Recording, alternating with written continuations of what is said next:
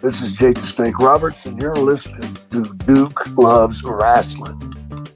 You're locked in. Look at what we have here, folks. To the only show that matters. The cream of the crop. Duke Loves Rasslin. And there is no one that does it better than your host. I have come here to chew bubblegum and kick ass. The Duke. And I'm all out of bubblegum.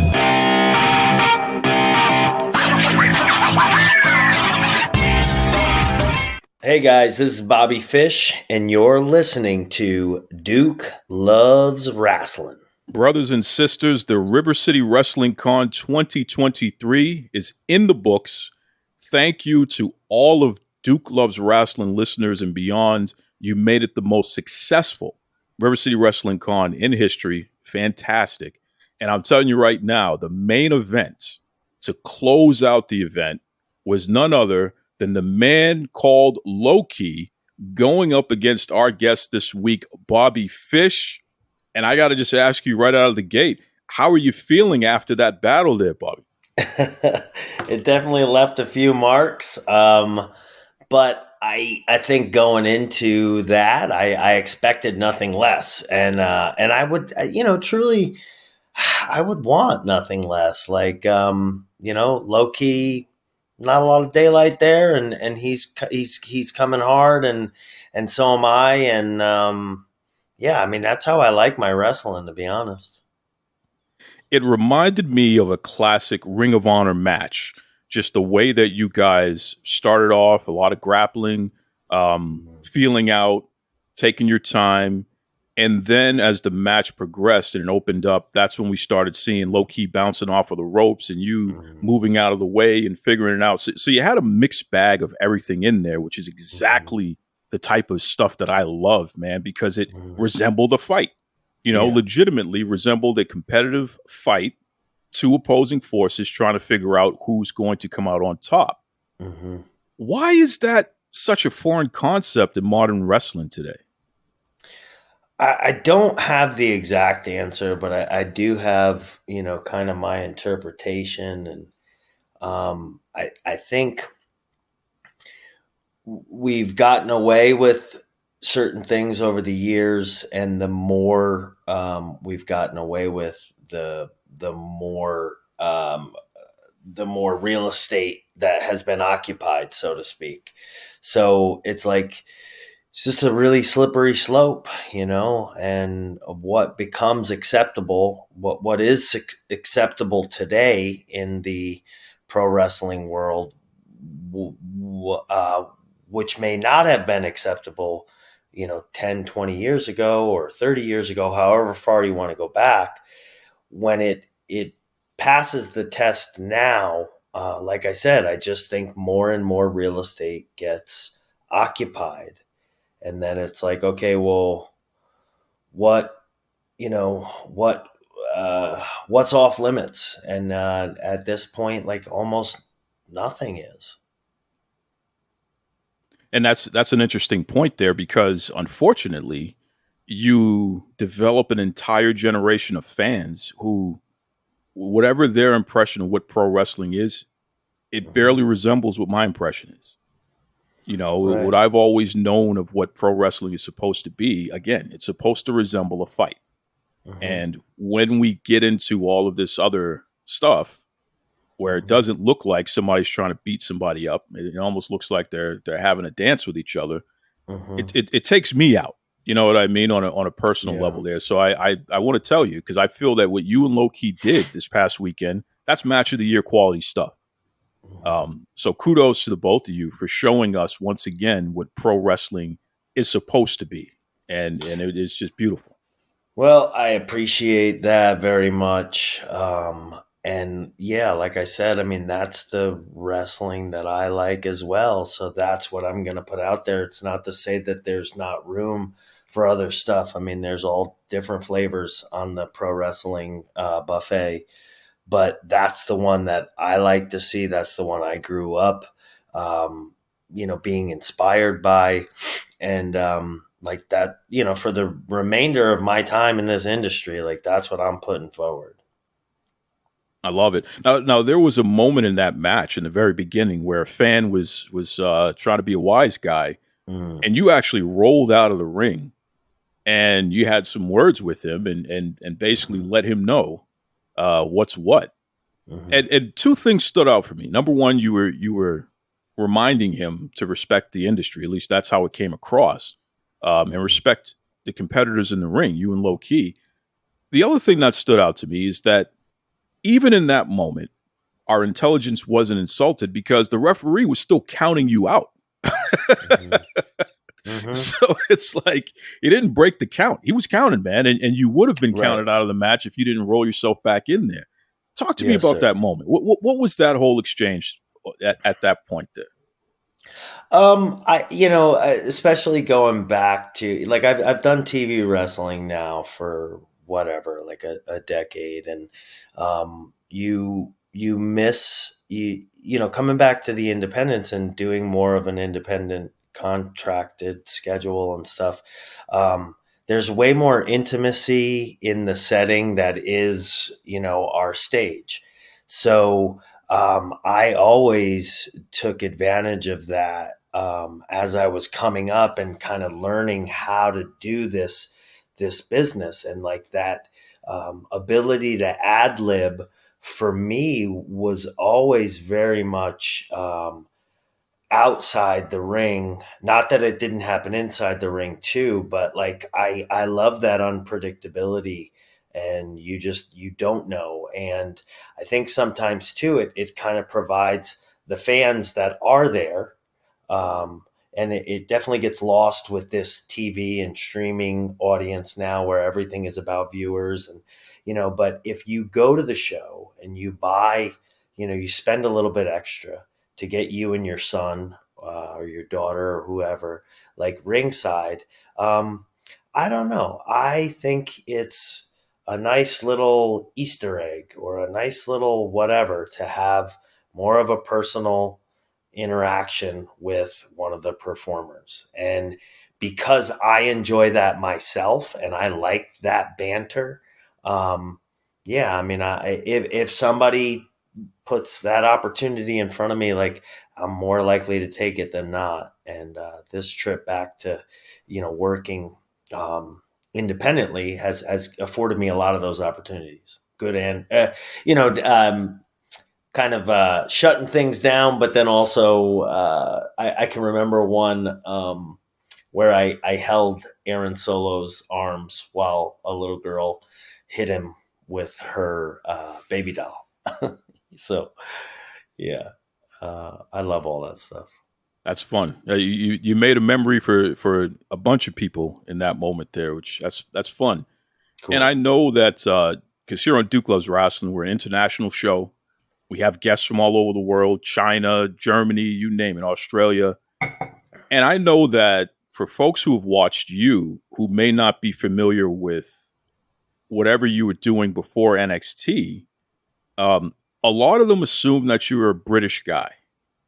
And it's very strange because I've seen, my top list of my favorite British wrestlers right now, Mustache Mountain, Bobby Fish. And it's like, whoa. What?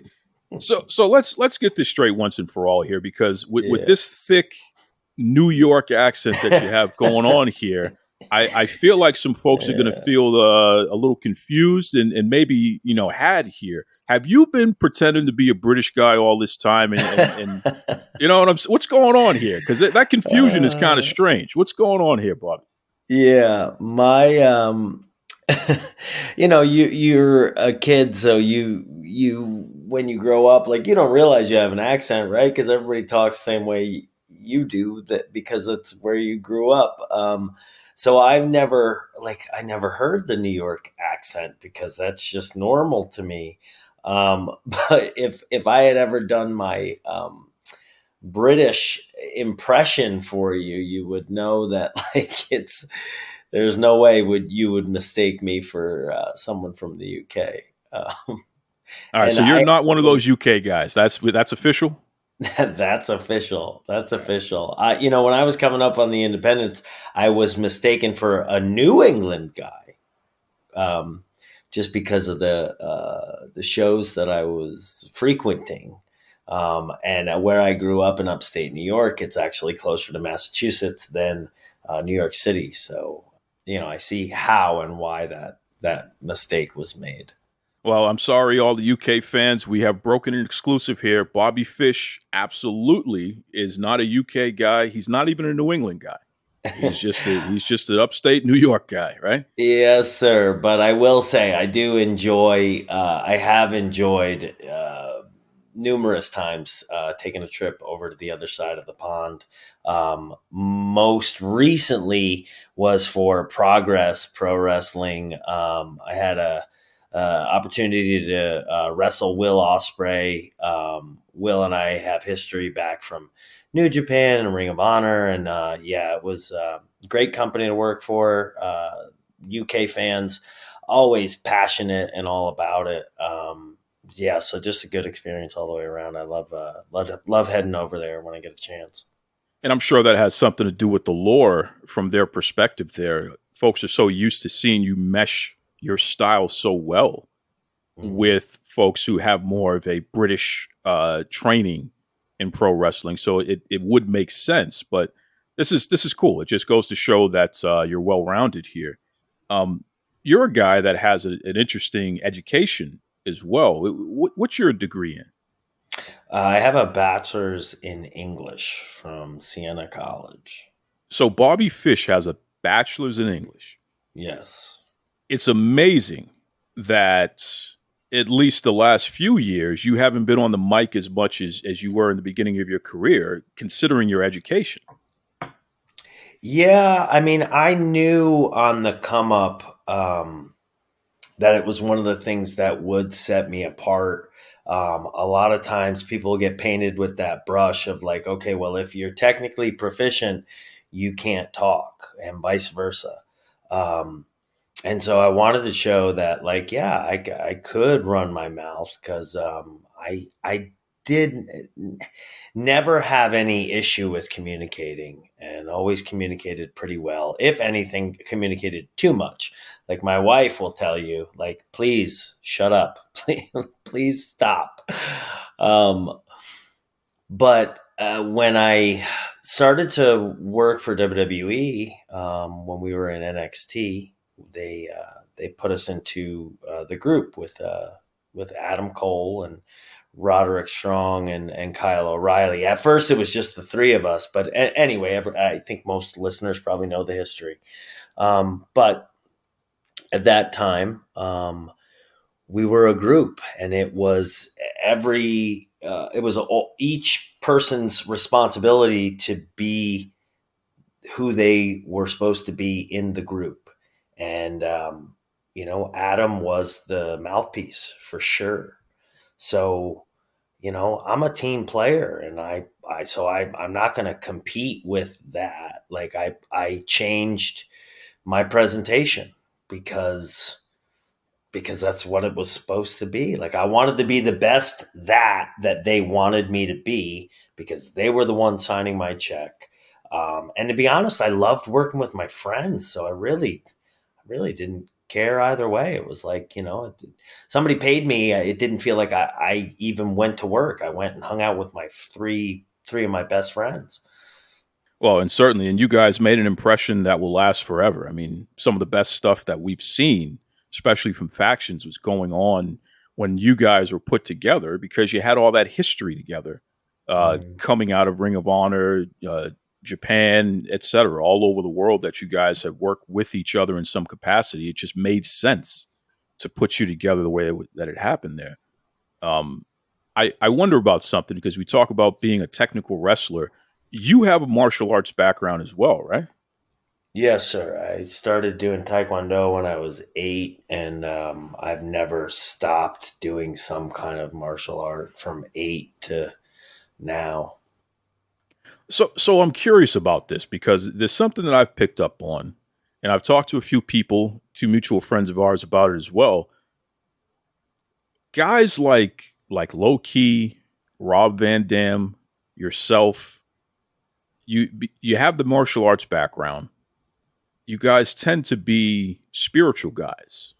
People who really look from within and having general conversation. There is a level of philosophy that's embedded in there because you take the time to actually dive deep, so to speak. Are you a religious guy? I am. I consider myself Christian. I was raised Catholic. And so for a long time, I was really kind of averse to religion. I think the rigidness of Catholicism, that didn't always work for me. When I moved to Florida, so about 4 or 5 years ago, there was a point in time where I got exposed to some Christianity, and it really landed well with me. And so that kind of started my journey, and I've been on that since. And now, yeah, I mean, I'm a believer for sure. How has your faith helped you as you've gone through your journey in pro wrestling? Because and think about that for a second while I lay this on you as well.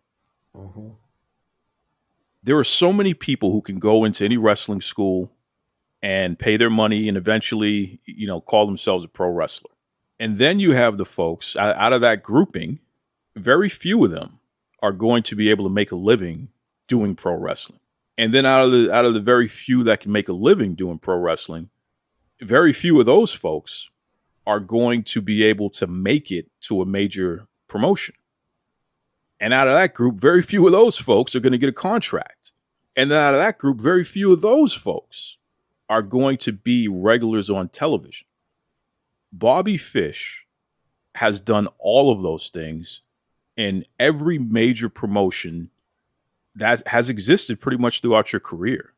And it's been fascinating to see because you're legitimately in the 1% when we look at it from that perspective. How has your faith assisted you through this journey? Because it has not been easy. And that wouldn't be easy for anybody to accomplish, and yet you've done it. Well, I look back at it now because I have to see it more in hindsight than in the present moment, because the come up, over the 20 some odd years that I've been doing this, I didn't always have this faith to lean on. I lean on this faith now quite a bit. But I look back and I realize that it was a lot of the things that I am faithful about now were serving me then, even though I had yet to find my faith. And the only thing that makes any sense to me is some of the things that you'll hear when it comes to faith and your journey, and things like it's on his schedule, not ours. And I can remember numerous times, whether it be my professional career or my personal life, when I just thought, man, nothing, I'm just not catching a break. And I'm able to look back now and to realize that, like, he strategically placed a lot of these things throughout my life just to, be the breadcrumbs along the trail in the woods to find your way home, and he still continues to do that to this day. It's not always supposed to make sense in the moment, but in the end, it will make some kind of sense, and you'll get it. And I truly believe that. And there we go again. That philosophical, complete answer from somebody who is able to go that deep, because not everybody's able to do that. Do you have any advice for folks, especially folks who are in the wrestling industry right now? They may be a couple of years into their career trying to figure it out. As a guy who's done it on every level, any advice for those folks? I would try to shy away from the cliche sort of answer to that, but I mean, it really does require an ability to, hear no, and be okay with it.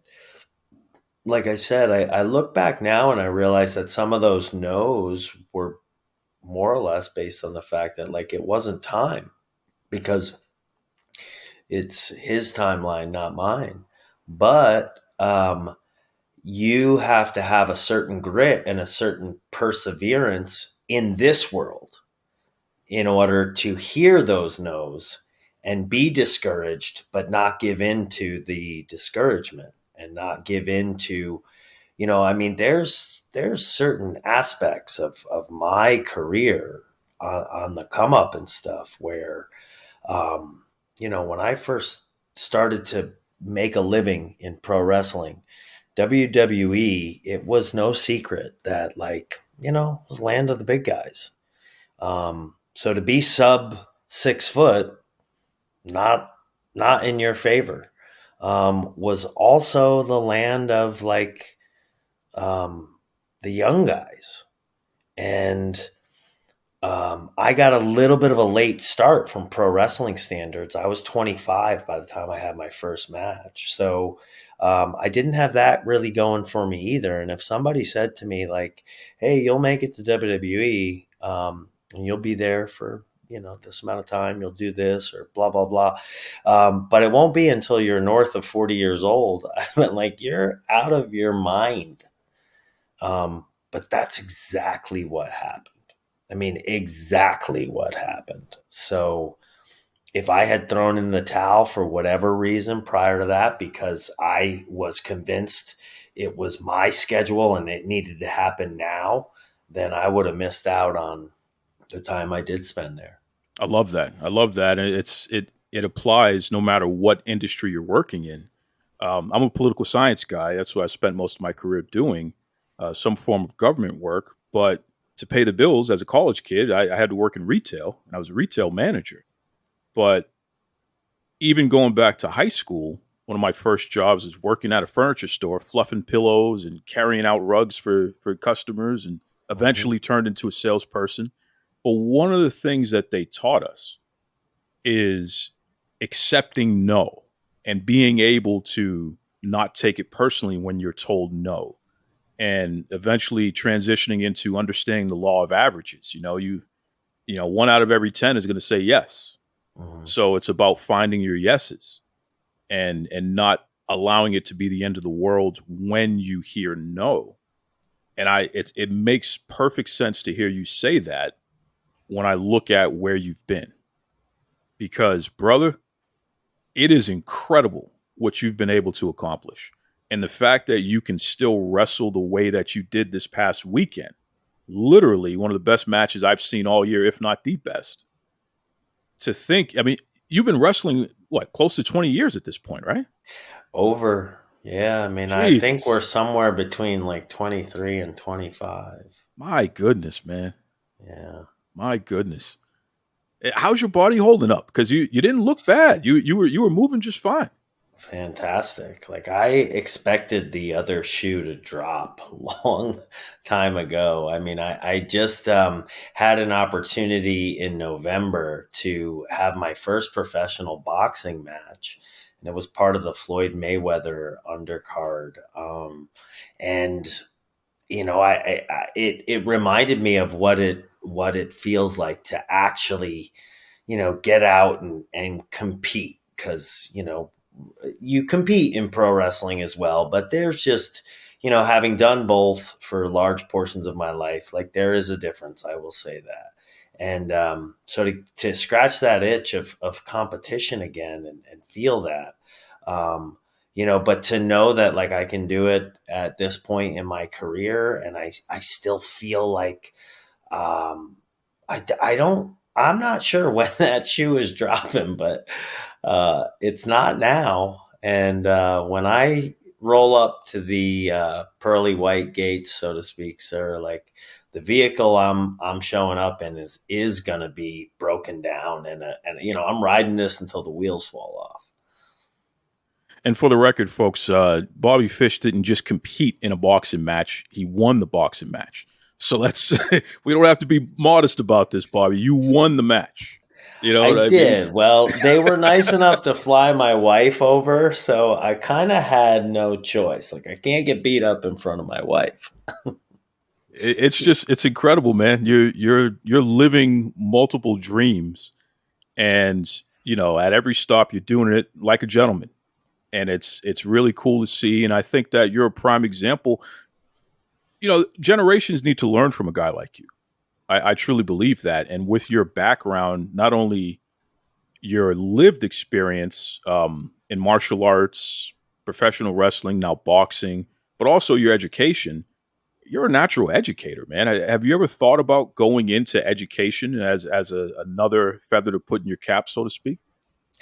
Ironically enough, when I was coming up, substitute teaching was something I did for a long time before pro wrestling was solely paying the bills, because it allowed me. I was working for Pro Wrestling Noah at the time, so I would go to Japan sometimes for 3 weeks or a month, and there's not a lot of jobs that you can maintain throughout the year that are going to let you just on a month notice go to another country for 3 weeks.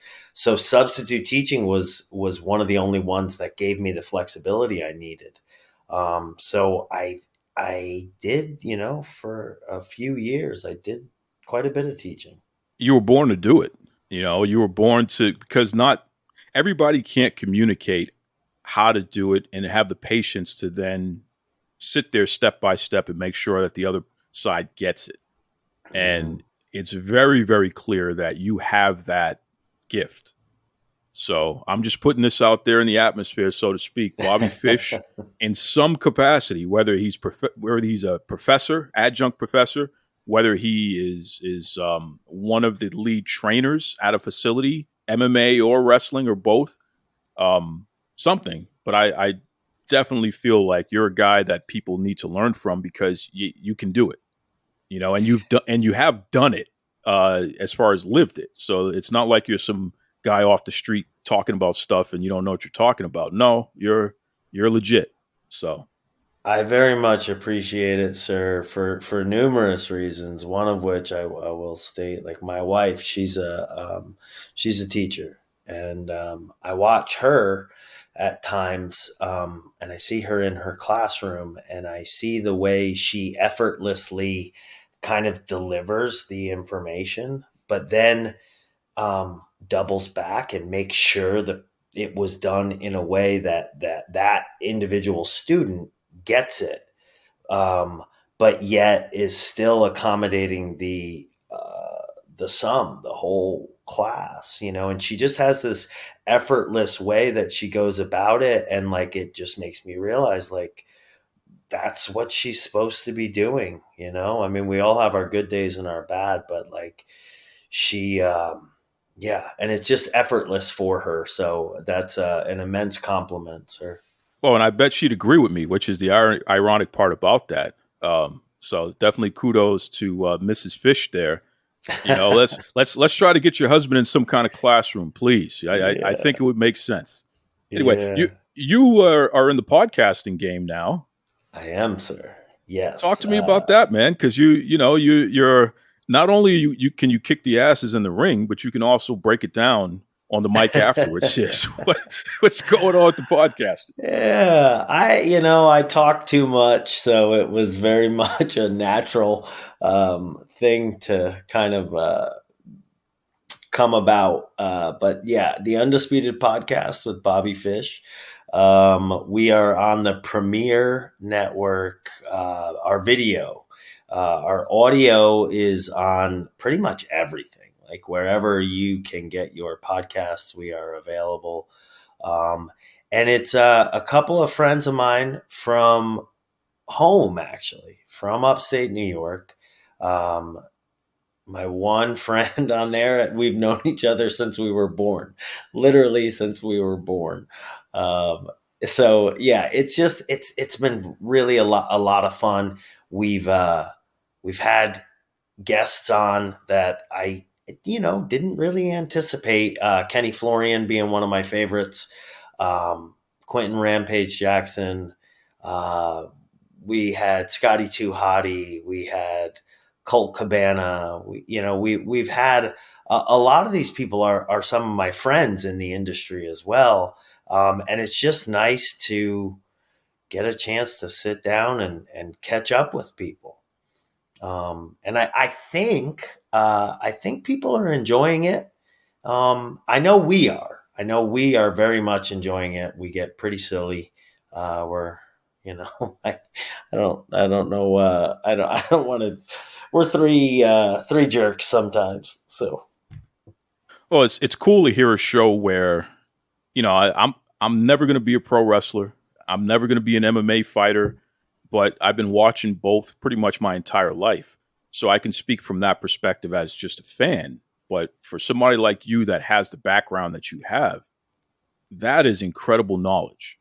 So to have a show that people can go to and they can get that expert analysis and opinion, and also it's a very entertaining listen as well.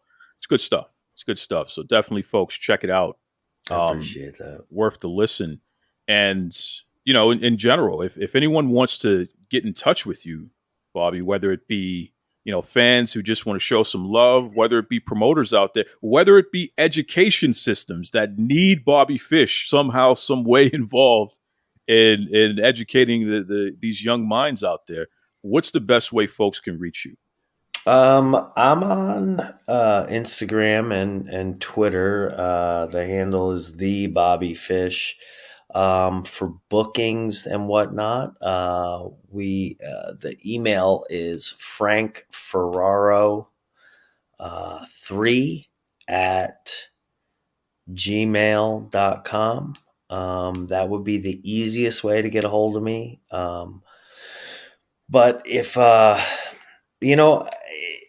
anything on the social media, I may respond to. I don't know. I don't always check them, but I'm out there. BobbyFishApparel.com is the merchandise website. We have podcast merchandise up there. We have Bobby Fish merchandise up there. It's a one-stop shop. Awesome. Listen, Bobby, I respect you. I appreciate you. I appreciate the fact that you have been a continuation of the type of pro wrestling that I like. We were talking offline about it. I truly feel that in a lot of ways, you're the next generation of Dean Malenko, who's somebody that is absolutely one of my favorite wrestlers of all time, the man of 1,000 holds. Before I let you go, I got to ask you a very important question. Because I'm a Boston guy. Yes, sir. And you're a New York guy. Mm-hmm. Here in Boston, we call it a steak and cheese sub. Okay, we don't play games. We don't mix around words the wrong way. It's a steak and cheese sub. That's what it is. We do it right. Okay. Now, our cousins down in Philly, and you're a neutral party in New York, so I really need your help. You could be the referee on this. Our cousins down in Philly, for some reason, call it a cheese steak. It's as if they just want to be difficult, and I don't understand it. So can you once and for all help us out here? Can you tell the world that it's actually a steak and cheese sub? It's not a quote-unquote cheese steak? I don't really, I guess I've never really considered it in those terms, but logically speaking, like the case that you just made makes pretty good sense. I've just never thought about the fact that they call it a cheesesteak. Is it maybe just evidence that they're lazy? Let's talk hydration. See, I carry something to drink with me every single place that I go because I am concerned about being dehydrated. It runs in the family. Everything from dry mouth, dizzy spells, fainting. It's pretty serious. And I've tried all the different types of waters and sports drinks. Let me tell you something right now. Liquid IV. That has been the most efficient at keeping me hydrated and doing so pretty quickly. Okay, Liquid IV has 5 essential vitamins and is 2 times faster at keeping you hydrated than water alone. And I'm serious, man. Everything from vitamin C to vitamins B3, B5, B6, B12. Liquid IV also is non-GMO, so it's free from gluten, dairy, soy. So for all you folks out there with food allergies, this may be right up your alley. And I know what you're thinking, but how does it taste, Duke? Well, it tastes pretty good. Okay, we're talking my favorite in pina colada. They also have tropical punch, strawberry, new flavors like sea berry and strawberry lemonade. You can enjoy this stuff, man. But don't take my word for it. I want you to stop what you're doing right now and head over to liquidiv.com. Use the promo code Duke Loves Rasslin so you get 20% off your entire order. I mean, anything that you order on liquidiv.com. So what are you waiting for? It's time for you to shop better hydration today.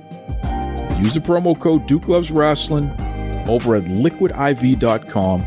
Save yourself 20%. Stay hydrated. Most importantly, enjoy life. That's right. Really fun conversation there with Bobby Fish, and shout out to him. Just a really good guy. Really good guy. Incredible experience and knowledge and understanding, not only the wrestling industry, but also MMA, and somebody who has a lot to offer. So I'm going to reiterate the fact here. Folks, jump on it. This guy should be in front of a group of people, a classroom, whatever, teaching in some way, shape, or form. Whether that means he's in front of an MMA class of students, wrestling class of students, or whatever. He's a professor teaching English or something like that. I don't know what it is. I just know that Bobby Fish was made to be an educator, and it is something that should be in his not too distant future, for sure. Because that's when you find somebody like that in life, you got to really tap into their skills and utilize them as best as possible. So, a lot of respect for him, and really appreciate Bobby taking the time to address you, the wonderful listeners of Duke Loves Rasslin. Folks, there's a lot going on in pro wrestling right now. On one hand, you have the WWE, where you're starting to see them utilize their roster in a very interesting manner. They are taking people who are traditionally part of SmackDown or Raw, the main roster, so to speak, and they're having them do things on NXT. And that's exactly what should happen, quite frankly. Utilizing people with stronger name recognition, brand recognition, utilizing them to boost the other brand, the youngest brand. And it's working. People are tuning in more. People are far more interested. Everyone from Mustafa Ali to Baron Corbin. Seth Rollins is going to be doing something with Braun Breaker. Looks like they're going to have a match with each other, which is pretty cool. It's just really interesting to see this type of cross promotion on a larger scale than what we are traditionally used to seeing. And it's just an example of the type of flexing that the WWE can utilize at any point. At any point, they can take all of their properties, put their top stars, put their mid-level stars, put any of their stars, their superstars on these shows, and boost interest in these shows, and therefore boost value. Because make no mistake about it, WWE is in a process right now where they're renegotiating their television contracts in the United States, right? So the two majors here, you have Raw, which is on USA Network, and then you have SmackDown, which is on Fox. WWE is trying to figure out what they can get for those properties for the next 5 years. After 2024, that's when their contracts are up. But 5 years after that, what are they going to get for those shows? If you're going to air those shows on your network, how much are you going to pay to air those shows? And of course, there's a formula there. How much can the networks get from advertisers, et cetera, et cetera? How many, audience members are going to pay attention? What are those audience members worth in terms of the different demographics, et cetera? The economics of pro wrestling, right? and specifically in this case, the economics of WWE programming. There is a thought that SmackDown and Raw could get $1 billion a year each from the next partner that they have that will be airing these shows. And it's not just cable TV and it's not just traditional TV. These streaming companies, they're in the race. Amazon, Disney, even Peacock, they are in the race. They very well could swoop in and decide, you know what? We want SmackDown, we want Raw, we want both. And we will make them exclusive to our streaming services, and we'll pay top dollar for that because we know that WWE is going to deliver a certain percentage of fans, and more importantly, certain demographics of fans that we can then advertise to, show other programming to, et cetera, et cetera. It makes sense. So this is an exciting time. And to all the wrestlers out there, I'm just going to tell you right now, if you're not paying attention to the economics of what's going on, you're doing yourself a disservice. Pay attention to the economics. Pay attention to the deals. Don't pull this, well, that has nothing to do with me. I just wrestle. No, this is your business. And you need to know when the company that you're trying to get work from, when they are going through ebbs and flows, when they're going through high points and low points, how does that affect you from a financial standpoint? You should be paying attention to that if you haven't already.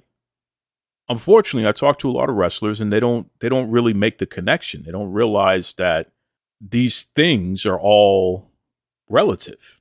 So in the case of a WWE, Endeavor puts in a purchase. That's going to be completed later this year.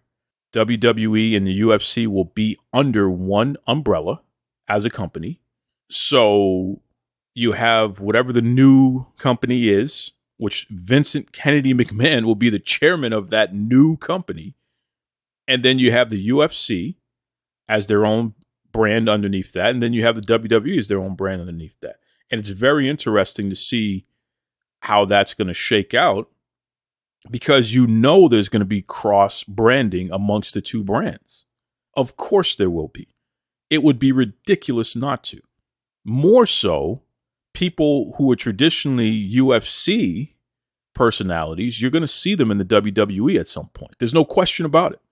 Amanda Nunes has put out a statement making it clear, as long as the money is right, she absolutely would go to the WWE.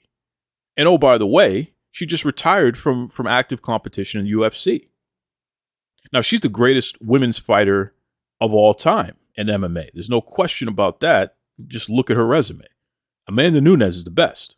No one's been better than Amanda Nunes as far as we know, right? If she goes to the WWE, they're going to have to put a lot of pop and circumstance into it and really build up her brand even more because although she's the best, UFC has done a piss poor job of promoting her as such, but she knocked out Ronda Rousey. And Ronda Rousey's in the WWE. She knocked out Shayna Baszler.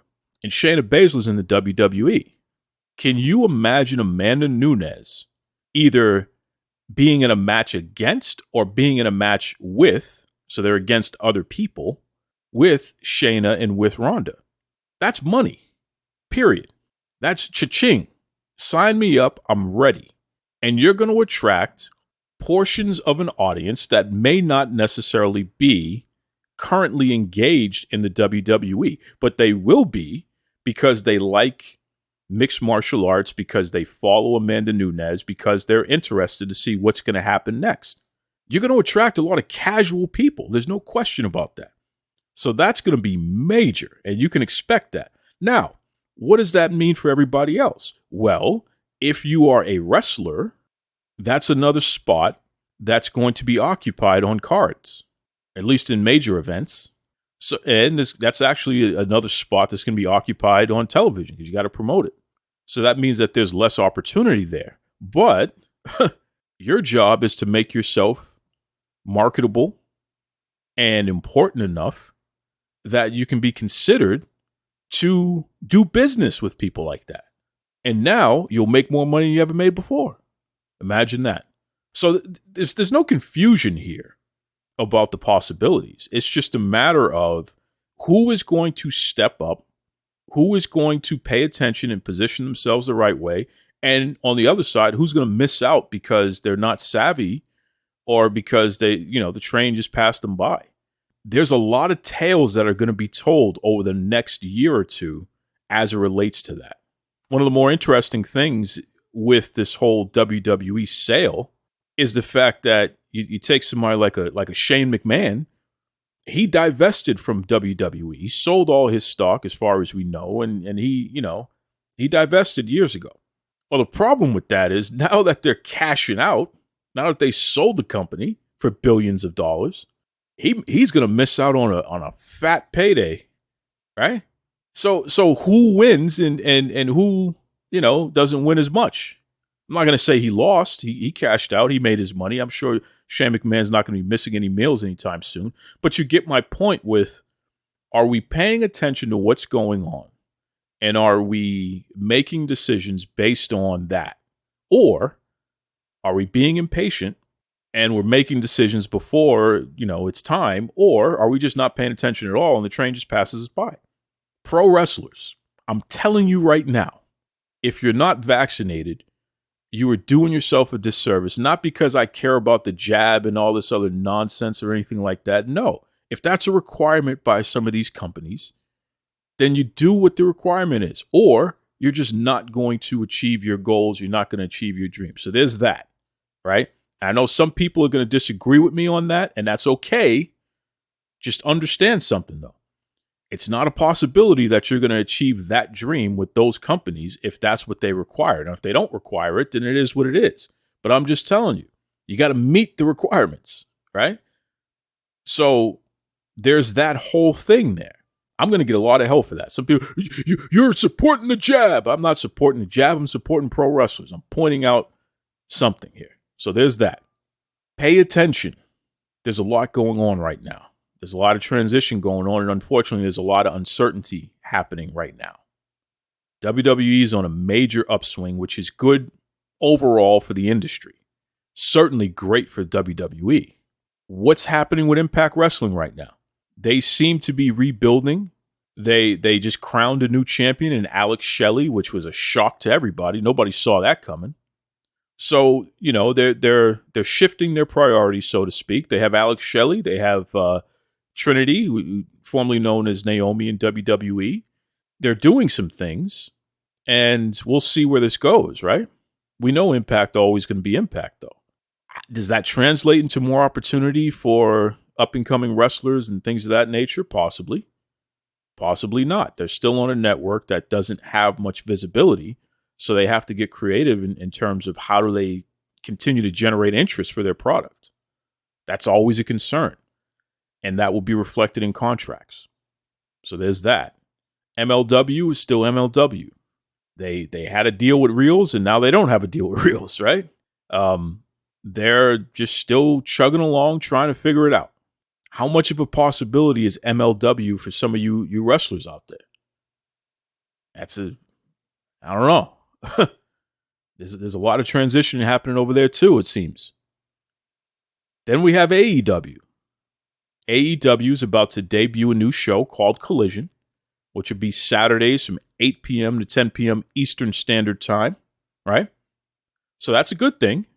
I believe this is a live show. It's not a tape show. It's a live show, so that's a good thing. More opportunities for people to be featured.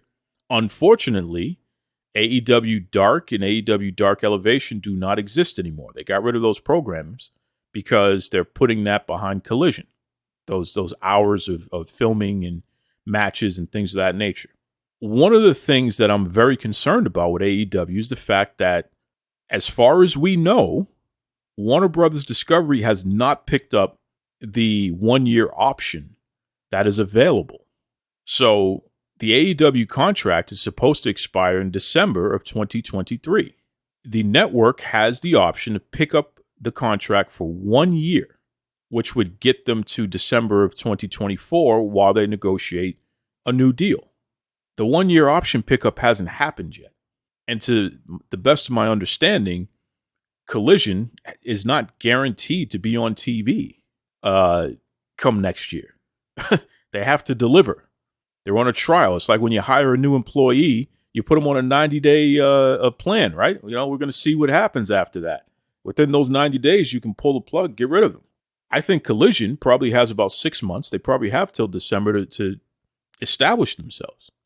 And if they don't, well, see you later. That's not a guarantee. And it's concerning because if AEW doesn't at least get the option picked up by Warner Brothers Discovery, then that means that they're just trying to find their next television deal. We're getting a little late in the game here, folks. You need that extra year. So for all you wrestlers out there who are making decisions on what your next moves are going to be, I'm just telling you right now, I hope you're paying attention to these things.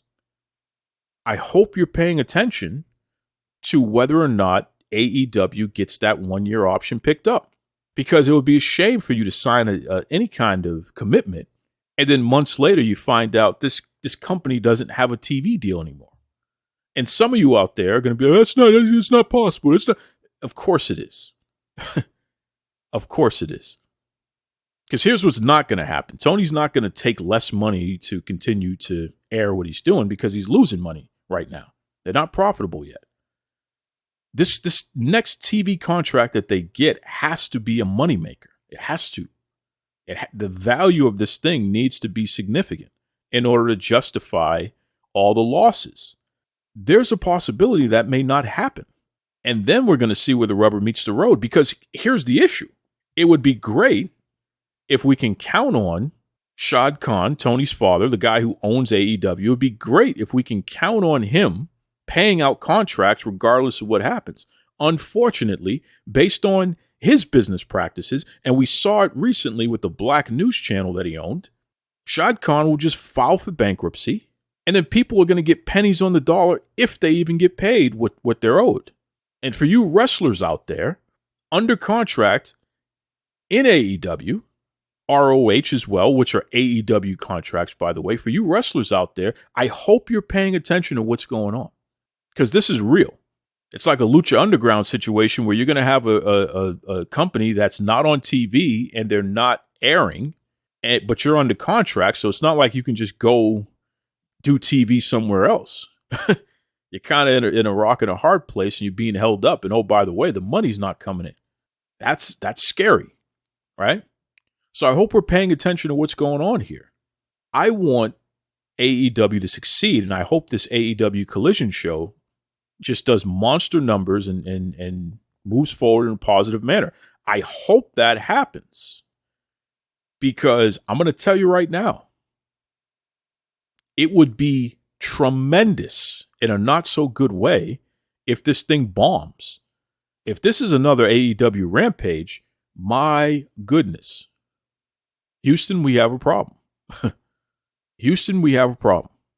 Nobody wants to see the WWE have a monopoly again. That's not an option. We don't want that. As fans, we don't want that. Pro wrestling as a product has been all right lately. And we want it to continue to grow. We want it to be a boom period. Some people are already saying it's a boom period. That's not true. It's a boom period for the WWE. I know Bushiroad has made some money over the past year. They're the folks who own New Japan Pro Wrestling and Stardom. But that doesn't mean that New Japan and Stardom were actually profitable over the past year. They don't even have star power, so it's kind of hard to say that they are. They have a show on Access TV that airs every week. Nobody watches that show.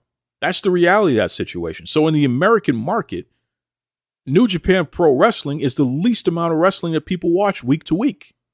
There are few people watching that show than any other wrestling show that's on TV in America. Okay? That's a reality of that. So the industry is not in a boom period by any stretch of the imagination. WWE is in a boom period. The biggest boom. They sold for how many billions of dollars they sell for? They're in the biggest boom period.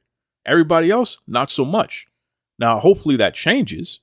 AEW, I want you to have that contract, whether it be with WBD or anybody else. I want you to have a new contract, lucrative contract. I want you to pay my friends, pay my heroes, pay these wonderful wrestlers. I want to see more women's content. I want to see more black male singles wrestlers competing for the championship. I want to see sensical storylines. I want to see people having matches that are fantastic, but they actually have stories behind it that make sense and don't insult the intelligence of the audience. I want to see all of that. We need it. Because if we don't, and you don't get the new contract and you go away, then you did more harm than good overall. That's the reality of that. Nobody wants to see that.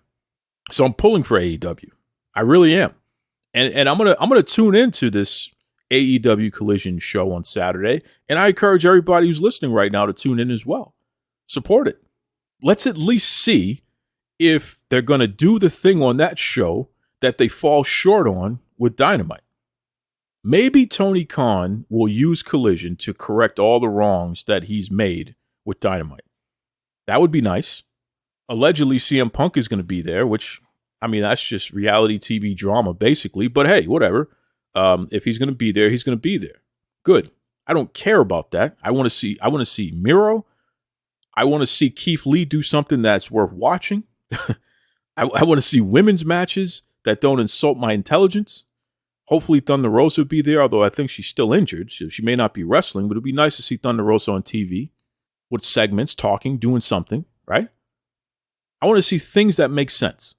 So I'm pulling for AEW on this.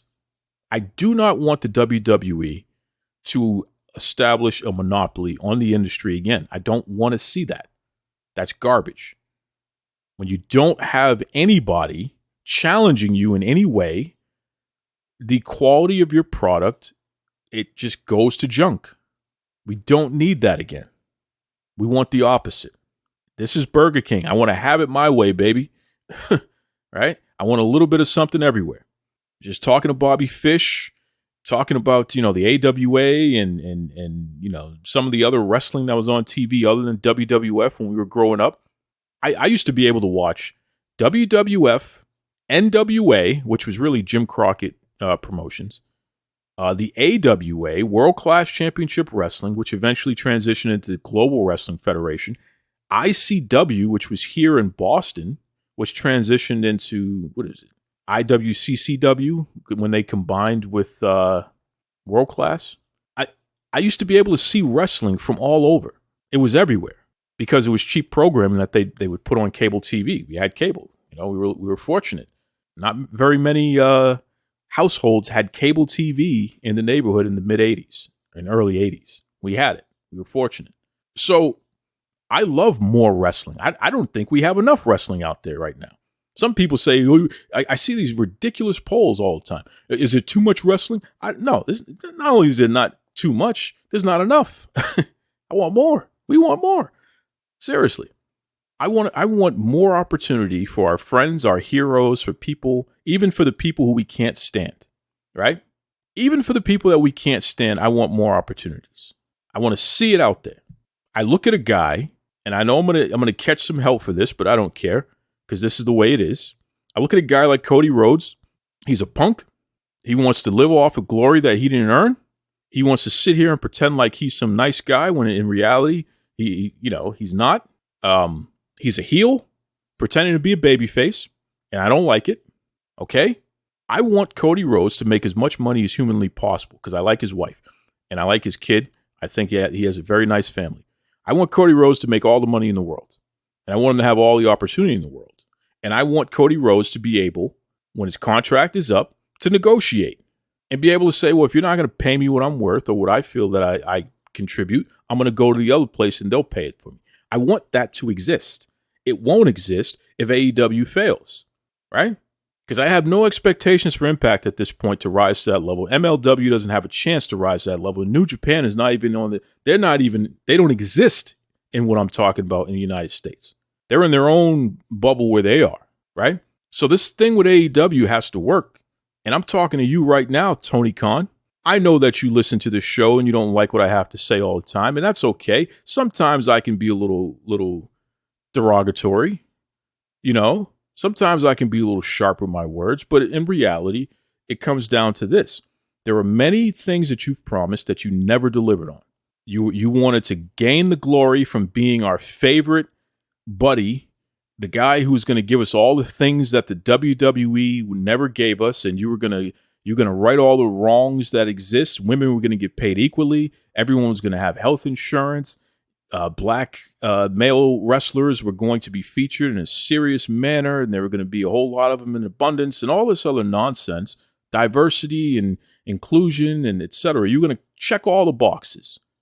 This was going to be a woke dream that Tony Khan was going to deliver for us. And what have we received? The complete opposite. It's been a nightmare. We've fallen short on all of those promises. Fact. You cannot tell me that Jamie Hayter is making as much money right now as MJF. We know that's not true. We know that's not true, right? What woman in that company is making as much as Chris Jericho? And somebody's going to say, well, no, don't give me the nonsense. This guy said women were going to be paid equally to men. It hasn't happened, and it won't happen. It was a lie. But he got a bunch of nice news articles and a lot of support off of that lie, which I have a problem with. It was dishonest business practices. That's my take. Despite all of that, I need you to succeed, my friend. I need you to succeed, Tony Khan, because we need something else that allows these wrestlers to negotiate off of. We need something else when they run afoul on the other place, which is not hard to do, that they have somewhere else where they can go and they can continue to be the best that they can be. So this isn't some anti-AEW nonsense over here, but I'm going to tell the truth and I'm going to point out the nonsense. I'm going to point out the garbage going on, but I'm still going to lead with we need this thing to succeed. And for Warner Brothers Discovery, if you're listening, hold them accountable, but the programming on your networks, quite frankly, should have wrestling complementing it. I don't understand why it wouldn't. So the fact that AEW hasn't gotten an extension, at the very least, on their contract, I think is a piss poor way to do business. Because you tell me how much of your program is delivering, whatever AEW is delivering, as consistently all year round. It's a piss poor way to do business, Warner Brothers Discovery. At the very least, pick up the 1-year option and continue to negotiate with them and figure out if they're going to be with you beyond that. But to sit here and play games with these people's lives, when you know that this thing ends in December, this contract that they're under, it's really disgusting. And again, for you wrestlers out there, I hope you're paying attention. You're not guaranteed anything. These are rich people playing games with your lives. So I hope you're setting the table and you're looking out for yourselves and you're doing what's best for you. Maybe that little flippy dippy peanut butter skippy off the top of the ladder is not the way to go right now. God forbid, right? Don't put yourself in a position where you're on the shelf and you can't find a way out here. Everybody needs to work smart right now because this is transition, baby. This is transition for sure. So again, I will be tuning in to AEW Collision Saturday, 8 p.m. Eastern Standard Time. I think it's on TNT. Could be on TBS. Don't quote me on that. I don't have time to be looking it up. But I will be watching whatever channel it's on. That's right. Shout out to our friends at Mission Pro Wrestling. They had another fantastic event this past weekend. Tiffany Nieves, friend of the show, she competed. She fell short, so she did not become the Mission Pro Wrestling champion, but she did compete. You know, Genocide still the top lady up there, which is great. Mission Pro still chugging along, man. Shout out to Wild Superheroes, our friends over there, still knocking it out of the park on TV. Middle Kingdom Wrestling in China. They are back in business. Restrictions have been lifted for the most part. Putting on events again. Big Sam and Queen Marie. You know, the stable, the whole crew over there. Ash. You know, shout out to the whole crew over there. Happy birthday to Zombie Dragon. Good friend of the show. Uncle Money, what's up? Listen, I heard Ho Ho Loon. Ho Ho Loon was getting smacked around by Big Sam. Thank goodness. I'm always happy to see that. Good stuff going on in Middle Kingdom Wrestling China. Pro wrestling is a beautiful thing, and it's happening all over the world, and we just have to support what we like, and the stuff that we don't like, we can be vocal about what we don't like about it and advocate for change. Nothing wrong with that. But the main idea is you got to show up, and you got to speak up, and it's got to be more than just trolling. It's got to be serious. The stuff that they were doing this past weekend at the River City Wrestling Con, the quality of the wrestling. I saw Jay Bougie and Andrew Anderson have a classic old school type of match. Big guy versus little guy. It was something unlike anything you've seen from Jay Bougie. He had to find a way to stop this immovable object. I think it ended in a no contest, but it was fun, man. It was fun, you know. And of course, low key doing his thing with Bobby Fish. Good stuff. That's what I love to see, man. Anyway, be kind to yourselves and be kind to others. Duke Loves Wrestling, Facebook, Gmail. Let me know what you think. Twitter, Duke Loves Wrestling. I got to get out of here. Take it away, Tony Schiavone. This is Tony Schiavone, and we're desperately out of time on Duke Loves Wrestling.